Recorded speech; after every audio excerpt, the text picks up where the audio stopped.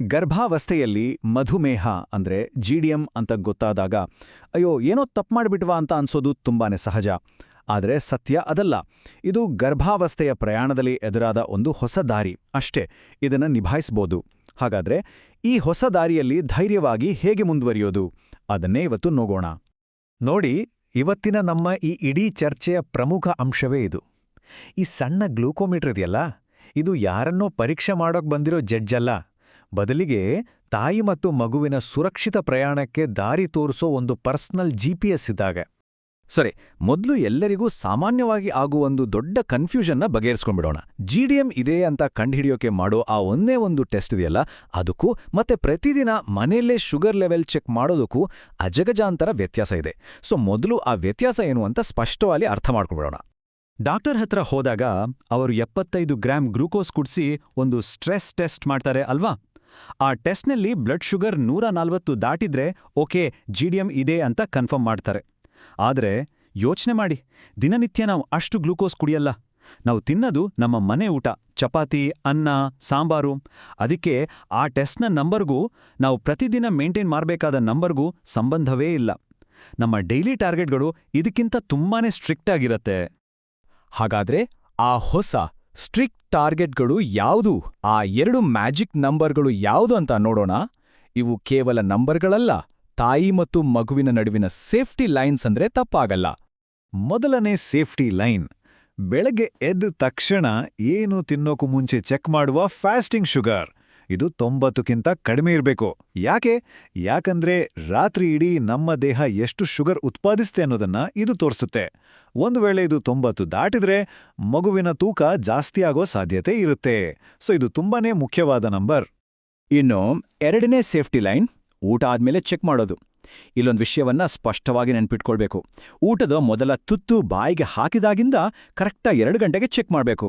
ಆವಾಗ ರೀಡಿಂಗ್ 120ಕ್ಕಿಂತ ಕಡಿಮೆ ಇರಬೇಕು. ಯಾಕಿಷ್ಟು ನಿಖರವಾಗಿರ್ಬೇಕು ಅಂದ್ರೆ, ಈ ನಂಬರ್ ದಾಟಿದ್ರೆ ಗ್ಲೂಕೋಸ್ ಒಂದು ಪ್ರವಾಹದ ಹಾಗೆ ಪ್ಲಾಸೆಂಟಾ ಮೂಲಕ ಮಗುವಿಗೆ ಹೋಗ್ಬಿಡುತ್ತೆ. ಸರಿ, 90 ಮತ್ತೆ 120 ಅಂತ ಗೊತ್ತಾಯ್ತು. ಆದರೆ ಇದನ್ನ ಯಾವಾಗ, ಎಷ್ಟು ಸಾರಿ ಚೆಕ್ ಮಾಡಬೇಕು? ಸುಮ್ನೆ ಮನ್ಸಿಗೆ ಬಂದಾಗೆಲ್ಲ ಚೆಕ್ ಮಾಡೋಕ್ಕಾಗಲ್ಲ ಅಲ್ವಾ? ಅದಕ್ಕೆ ಒಂದು ಪಕ್ಕಾ ಪ್ಲಾನ್ ಇದೆ. ಡಾಕ್ಟರ್ ಭಾಷೆಯಲ್ಲಿ ಇದನ್ನ GRBS ಪ್ರೊಫೈಲ್ಸ್ ಅಂತ ಕರೀತಾರೆ. ಸಾಮಾನ್ಯವಾಗಿ 2 ತರಹದ ಪ್ರೊಫೈಲ್ಗಳನ್ನು ಫಾಲೋ ಮಾಡಲಾಗುತ್ತೆ. ಜಿಡಿಎಂ ಕೇವಲ ಡಯಟ್ ಮತ್ತು ವ್ಯಾಯಾಮದಿಂದ ಕಂಟ್ರೋಲ್ನಲ್ಲಿದ್ರೆ ಹೆಚ್ಚಾಗಿ 4 ಪಾಯಿಂಟ್ ಪ್ರೊಫೈಲ್ ಸಾಕು. ಅಂದ್ರೆ ದಿನಕ್ಕೆ 4 ಸಾರಿ, ಬೆಳಗ್ಗೆ ಫಾಸ್ಟಿಂಗ್, ಆಮೇಲೆ ತಿಂಡಿ, ಊಟ ಮತ್ತು ರಾತ್ರಿ ಊಟ ಆದಮೇಲೆ. ಆದರೆ ಶುಗರ್ ಲೆವೆಲ್ಸ್ ತುಂಬಾನೇ ಹೆಚ್ಚು ಕಡಿಮೆ ಆಗ್ತಿದ್ರೆ ಅಥವಾ ಇನ್ಸುಲಿನ್ ಮೆಡಿಸಿನ್ ಏನಾದರೂ ಶುರುವಾಗಿದ್ರೆ ಆಗ ಡಾಕ್ಟರ್ 6 ಪಾಯಿಂಟ್ ಪ್ರೊಫೈಲ್ ಅಂದ್ರೆ ದಿನಕ್ಕೆ 6 ಸಾರಿ ಚೆಕ್ ಮಾಡಕ್ಕೆ ಹೇಳ್ಬೋದು. ಇಲ್ಲಿ ಒಂದು ಇಂಟ್ರೆಸ್ಟಿಂಗ್ ವಿಷಯ ಇದೆ ನೋಡಿ. ಈ 6 ಪಾಯಿಂಟ್ ಪ್ರೊಫೈಲ್ನಲ್ಲಿ ಊಟಕ್ಕೆ ಮುಂಚೆ ಯಾಕೆ ಚೆಕ್ ಮಾಡ್ತಾರೆ? ಅದರಿಂದ ಏನ್ ಗೊತ್ತಾಗುತ್ತೆ ಯೋಚಿಸಿ. ಮಧ್ಯಾಹ್ನ ಊಟ ಮಾಡೋಕ್ಕೂ ಮುಂಚೆ ಶುಗರ್ ಚೆಕ್ ಮಾಡಿದಾಗ ಅದು ಜಾಸ್ತಿ ಇದ್ರೆ ಅದರ ಅರ್ಥ ಏನು? ಅದರರ್ಥ ಬೆಳಿಗ್ಗೆ ತಿಂದ ತಿಂಡಿ ಇನ್ನೂ ಪೂರ್ತಿಯಾಗಿ ಕರಗಿಲ್ಲ, ಇಲ್ಲಾಂದ್ರೆ ತಿಂದಿದ್ದಕ್ಕೆ ತಕ್ಕ ಹಾಗೆ ಆಕ್ಟಿವಿಟಿ ಮಾಡಿಲ್ಲ ಅಂತ. ಸೊ ಹಿಂದಿನ ಊಟದ ಎಫೆಕ್ಟ್ ಎಷ್ಟಿದೆ ಅಂತ ತಿಳ್ಕೊಡೋಕೆ ಇದು ಹೆಲ್ಪ್ ಮಾಡುತ್ತೆ. ಸರಿ, ಯಾವಾಗ ಚೆಕ್ ಮಾಡಬೇಕು ಅಂತ ಗೊತ್ತಾಯ್ತು. ಆದ್ರೆ ಸರಿಯಾಗಿ ಚೆಕ್ ಮಾಡೋದು ಹೇಗೆ? ಯಾಕಂದ್ರೆ ಎಷ್ಟೋ ಸಾರಿ ನಾವು ಮನೆಯಲ್ಲಿ ಮಾಡೋ ಸಣ್ಣ ಸಣ್ಣ ತಪ್ಪುಗಳಿಂದ ರೀಡಿಂಗ್ ಪೂರ್ತಿ ತಪ್ಪಾಗ್ಬಿಡುತ್ತೆ. ವಿಶೇಷವಾಗಿ ನಮ್ಮ ಭಾರತೀಯ ಅಡಿಗೆ ಮನೆಗಳಲ್ಲಿ ಆಗೋ ತಪ್ಪುಗಳಿಂದ ರೀಡಿಂಗ್ ಏರುಪೇರಾಗ್ಬೋದು. ಪರ್ಫೆಕ್ಟ್ ರೀಡಿಂಗ್ ಬರಬೇಕು ಅಂದ್ರೆ ಈ 3 ಸ್ಟೆಪ್ಸ್ ತುಂಬಾನೇ ಇಂಪಾರ್ಟೆಂಟ್. 1, ಟೆಸ್ಟ್ ಮಾಡೋಕ್ ಮುಂಚೆ ಸೋಪ್ ಹಾಕಿ ಚೆನ್ನಾಗಿ ಕೈ ತೊಳಿಬೇಕು. ಇಲ್ಲಾಂದ್ರೆ ಏನಾಗುತ್ತೆ, ಏನೋ ಹಣ್ಣು ಮುಟ್ಟಿರ್ತೀವಿ, ಅದರ ಸಣ್ಣ ಕಣ ಕೈಯಲ್ಲಿದ್ರೂ ಸಾಕು, ರೀಡಿಂಗ್ ಸುಳ್ಳು ಹೇಳ್ತೆ. ಇದನ್ನ ಇನ್ವಿಸಿಬಲ್ ಶುಗರ್ ಟ್ರ್ಯಾಪ್ ಅಂತನೂ ಹೇಳ್ಬೋದು.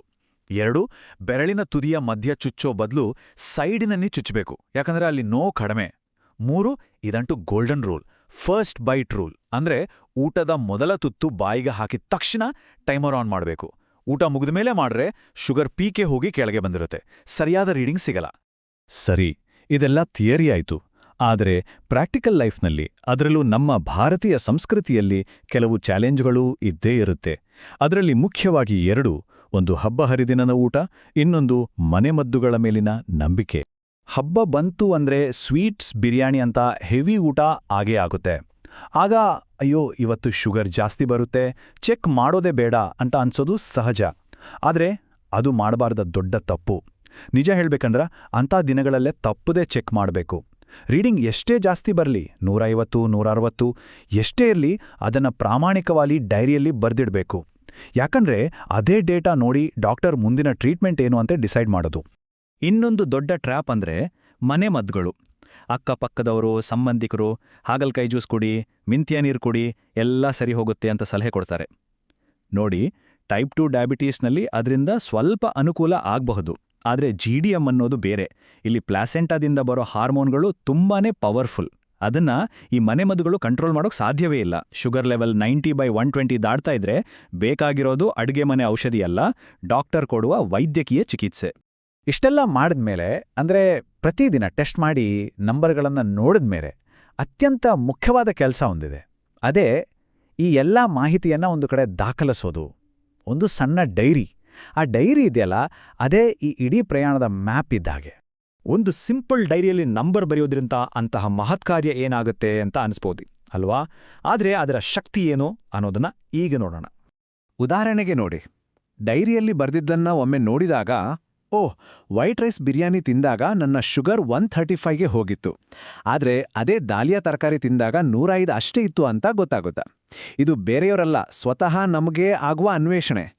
ಯಾವ ಊಟ ನಮ್ಮ ದೇಹಕ್ಕೆ ಹೊಂದುತ್ತೆ, ಯಾವುದೋ ಹೊಂದಲ್ಲ ಅನ್ನೋದು ಕ್ಲಿಯರ್ ಆಗಿ ಗೊತ್ತಾಗುತ್ತೆ.